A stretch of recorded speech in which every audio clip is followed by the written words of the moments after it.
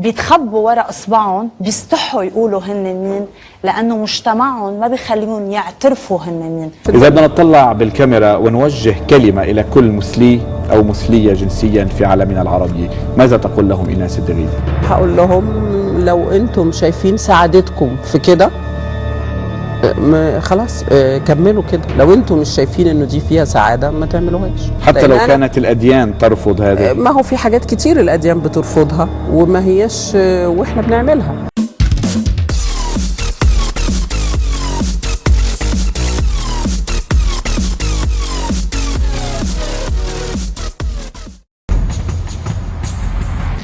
في بعض الدول الغربيه يتزوج الرجال من الرجال والنساء من النساء. هذا حقهم، انا بحترم هذا الشيء، لانه انا ما بلاقي حدا عم بيضروا حدا. بتقول لي مثلا البيدوفيليا اكيد لازم ينعدموا، يمكن حتى البيدوفيليا هو الاعتداء الجنسي على الاطفال والشذوذ مع الاطفال. ايه بس شيء ثاني، العالم هن حرين لاجسادهم، منهم عم بيقربوا علينا. ما حدا له حق يصنف ولا حدا له حق يحكم ولا حاكم. كل إنسان حر بهالدنيا إنه يتصرف مثل ما هو بحب، ولكن أكيد ضمن حدود. نحن صرنا بالقرن المليونين وبعدين بيقولوا لي هيدا جاي، هيدا ترانسجندر، هيدا إزي دراج كوين، هيدا what are you talking about؟ كلنا بشر يا جماعة. أنا ما إلي مع حدا حاكمه. بتعرف شو المشكلة؟ بكون فيك يا مليونين علة وبالك بالتاني شو بو. مزبوط، بتزيد تعلق عليه. انا هيدا اللي بيعصبني بالحياة. ركزي في مثل بيقول من راقب الناس ما تهمن. ركزي على حياتك وعالمك. let's live happily. صح. live and let live. هيدي الحياة اللي لازم نعيشها. وايد منكم يعرفون هيفا ماجيك، يعني احس ان هيفا يطلع اشياء بخاطر اي حد ممكن يتابعه، يقول اشياء صدق قاعدة تستوي.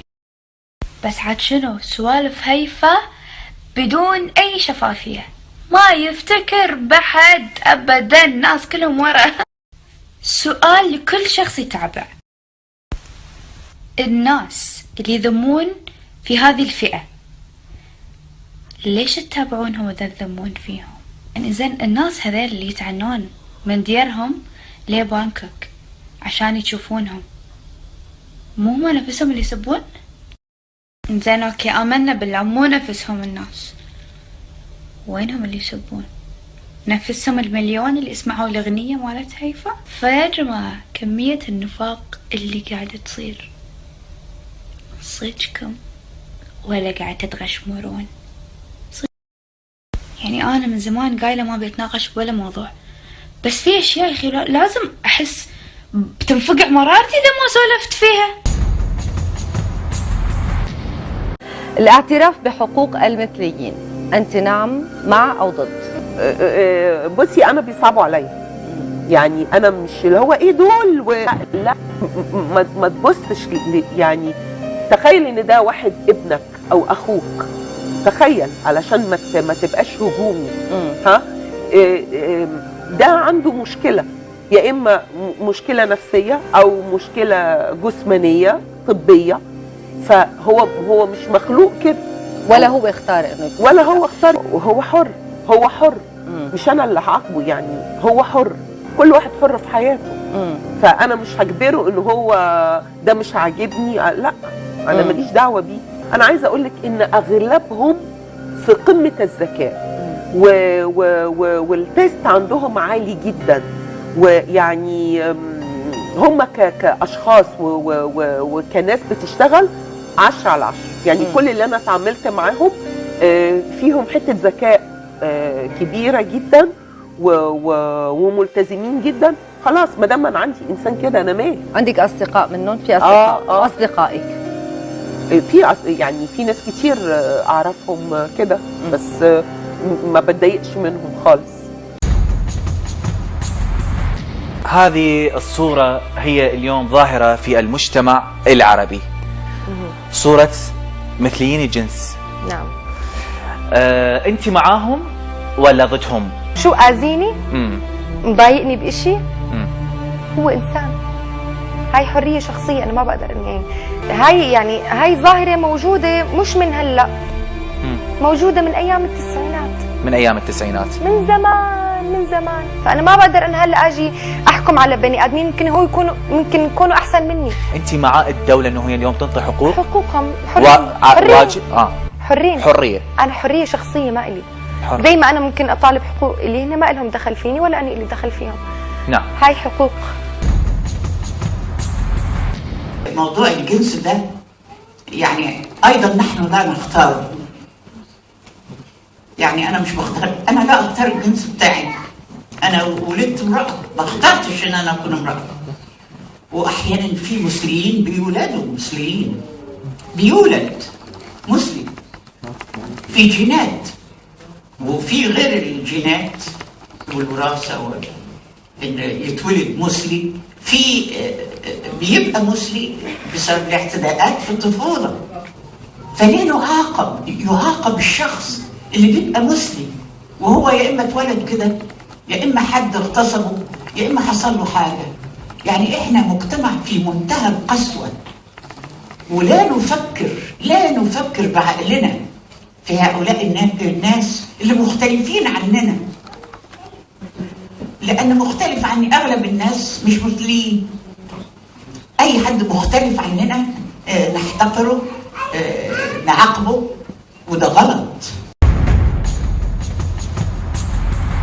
لو اكتشفت انه لدى احد اولادك ميل نحو المثليه الجنسيه، اكيد بدي احضنه وبدي احميه، لانه نحن بمجتمعات دينيا واجتماعيا مرفوضه هذه الامور.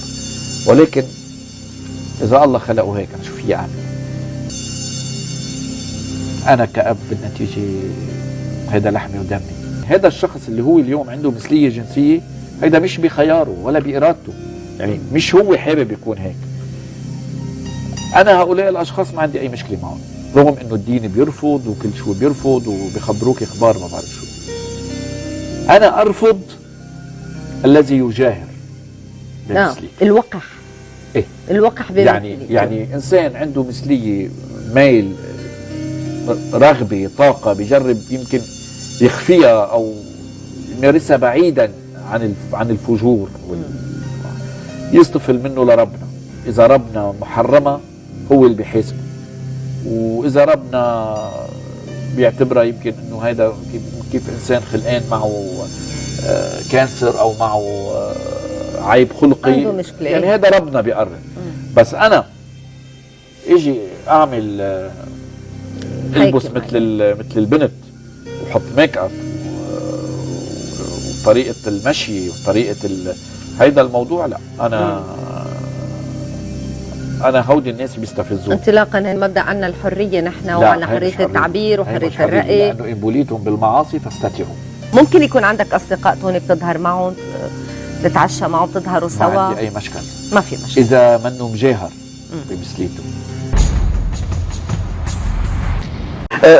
فيما لو كان عندك شاب صبي ابنك واجى لعندك او عرفت انت اكتشفت انه مثلي جنسي، هو حر.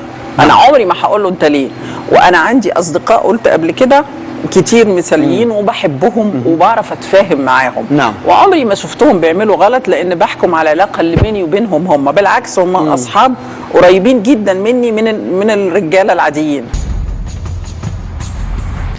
جيت بدي ارتبط لقيتكم كلكم جاي، كلكم، والنص بايسكشوال. جاي بس شو يطلع بايسكشوال؟ هيدا شو بدي شوفني فيه؟ هيدا شو بدي يعرفني؟ شو دين ربه؟ هيدا شو بيعرفني فيه؟ اللي شو بقدر اكشفه الا من بعد شو كون ليلي عندي 10 عند هيداك بايسكشوال. هيدا ما بيكشفوا، هيدا بس خلف لي ولدين 3 بنعرف لي معطر يطلع لي بايسكشوال. يا عمي في منهم كتير، يا عمي في منهم كتير، بينفع ل2، ما بيزعلش حدا. ليلي عنده 10 عند هيداك قاعد ايه مزبوطين. وين كنت ما رفيق؟ ولا بيجيب لي رفيقه اللي عنده علبة. شو حشك فيه جايب رفيقه الزلمه، حشك فيه، بعمل لهم اكل وشرب يتبقط وسم الهيري.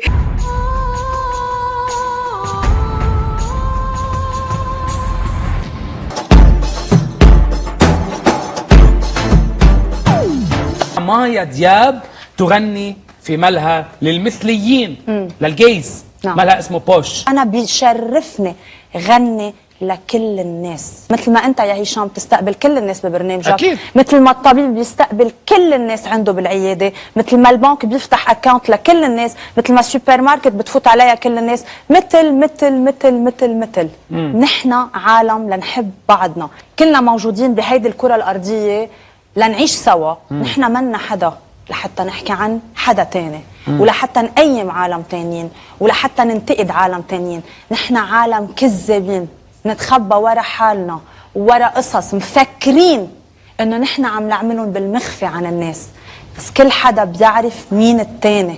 انا ما بقول، انا ما بيهمني، انا بيهمني الشخص شو بيعمل لي بالحياه، كيف بحبني، كيف بحبه، كيف بتعاطى ما معه. بتسألي عن توجهه الجنسي يعني. هيدي هي الحياه. الدين بيعلمنا نحب الاخر، نتعاطى مع الاخر، وكيف نكون عم نتعايش مع بعض بهيدي المحبه اللي الله وهبنا اياها واللي هو حبنا اياها لحتى نحن نكون موجودين على هيدي الارض. وبعد في شيء بدي اقوله نكايه بكل الناس الكذابه، انه الدومين تبعنا نحن الفن، تلفزيون، كل شيء بيطلع على هالشاشه وهيك 70% منه باي جايز، بيكوز هن موجودين ويا هالقد، لانه عندهم الكوتي كرييتيف كثير كبير طبعا. وانا بحترمهم وبحبهم وبقدرهم، لاني بقدر كل انسان هالقد واصل بعقله وبتفكيره وبابداعه لمحل ما هو واصل.